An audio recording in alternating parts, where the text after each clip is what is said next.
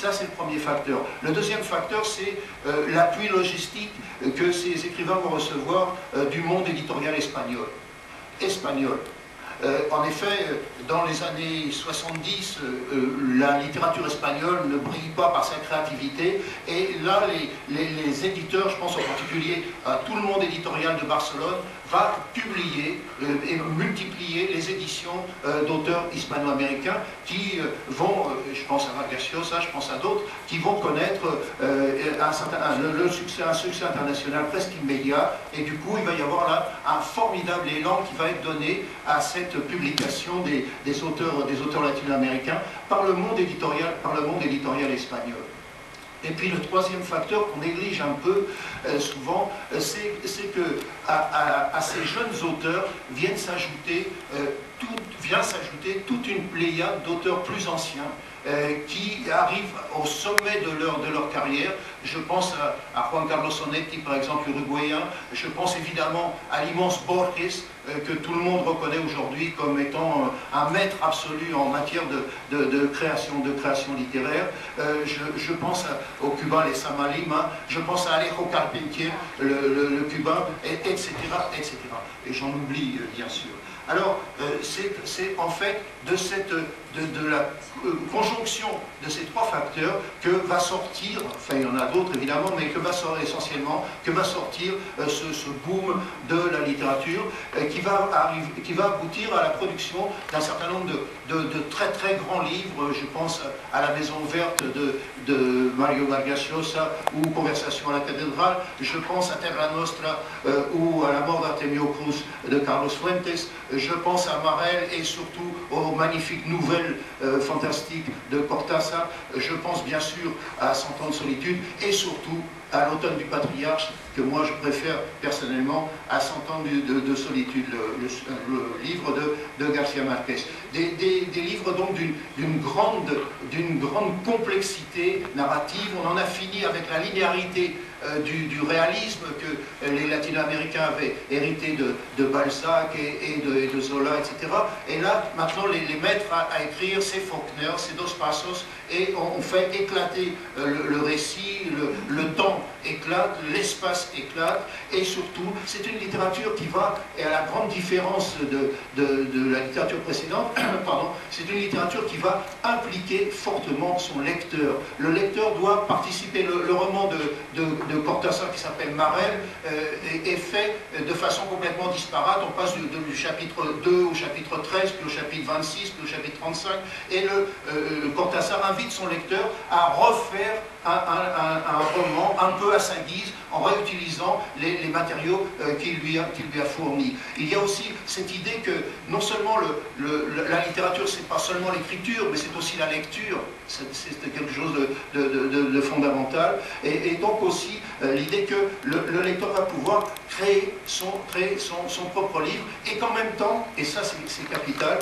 que d'un même livre, il peut y avoir plusieurs lectures différentes. Borges dit, à propos d'un de ses contes, on peut le lire de telle façon, mais aussi de telle autre. Et ça, c'est une leçon que vont retenir les écrivains de cette génération. Alors, c'est dans le sillage de ce... Ça va, je ne suis pas trop long. Dans le sillage donc de ce boom que se situe la littérature actuelle. Alors bon, comme j'ai dit tout à l'heure, une extraordinaire diversité. J'ai tiré quelques fils. Le premier, c'est l'émergence des femmes. Alors évidemment, il y a toujours eu des femmes qui écrivaient en Amérique latine, à commencer par Sor Juana Inés de la Cruz, la fameuse religieuse du XVIIe siècle, auquel Octavio Paz a consacré un livre absolument admirable, et qui elle-même était une poétesse extraordinaire. Donc il y a toujours eu des femmes. Il n'empêche que aujourd'hui, elles sont de plus en plus nombreuses à écrire, et que parmi les livres qu'elles produisent, certains sont des best-sellers mondiaux. Je pense 5 minutes, d'accord. Donc je pense à Zoé Valdés, je pense à Isabel Allende. D'ailleurs, beaucoup de ces livres ont été portés au cinéma. Et donc il y a une émergence des écrivains femmes. La deuxième chose que je voulais dire très vite, c'est que ce qui est une tendance continentale, c'est l'émergence du roman policier. On trouve des romans policiers partout maintenant. C'est parti il y a longtemps d'Argentine avec Borges là encore, mais Borges s'intéressait surtout aux romans à énigmes, à Agatha Christie, à Conan Doyle. C'est plus du tout ça aujourd'hui. Aujourd'hui, c'est Chandler, c'est Dashiell Hammett qui sont les sources de ce nouveau roman. Vous ne connaissez pas Ignacio Taibo. En fait, ce roman policier est un peu le substitut de ce qu'on appelait, il y a 30 ou 40 ans, le roman social. C'est-à-dire que c'est un roman qui s'intéresse par-dessus tout au dysfonctionnement de la société. À une société où souvent, il est très difficile de distinguer un policier d'un bandit. Un juge d'un trafiquant de drogue.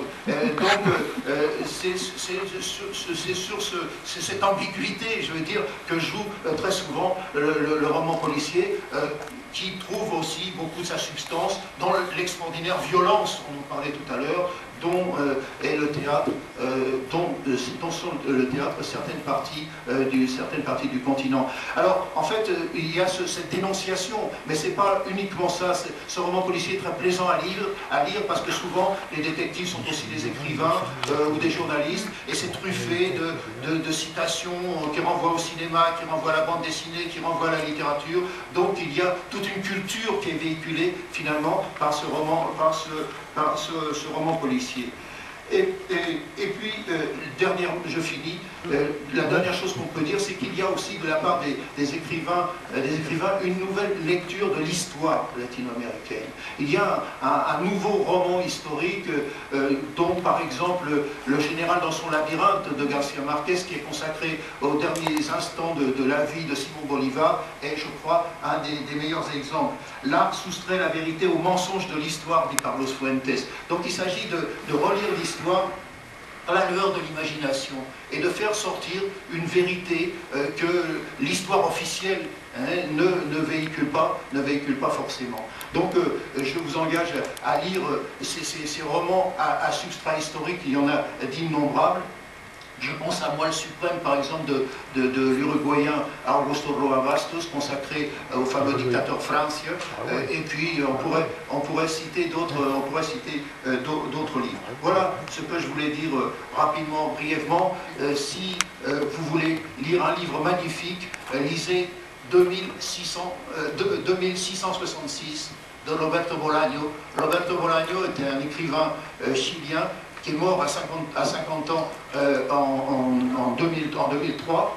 En 2003, il attendait une greffe du foie qu'il n'a pas eu, il est mort de ça, il est mort près de Barcelone.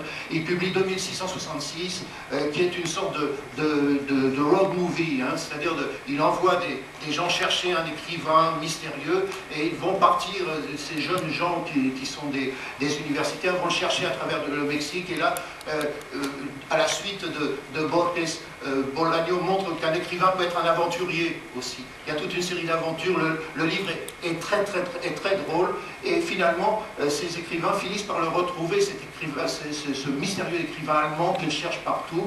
Ils le retrouvent dans une ville qui s'appelle Santa Teresa, au nord du Mexique, qui en fait est Ciudad Juárez. Et l'écrivain allemand en question est un ancien tortionnaire nazi. Et là, les deux, ce récit qui était particulièrement léger, qui était particulièrement agréable, devient particulièrement pesant et prenant, et d'où le titre 2666. 2000, c'est nous, et 666, c'est la bête de l'Apocalypse. Merci.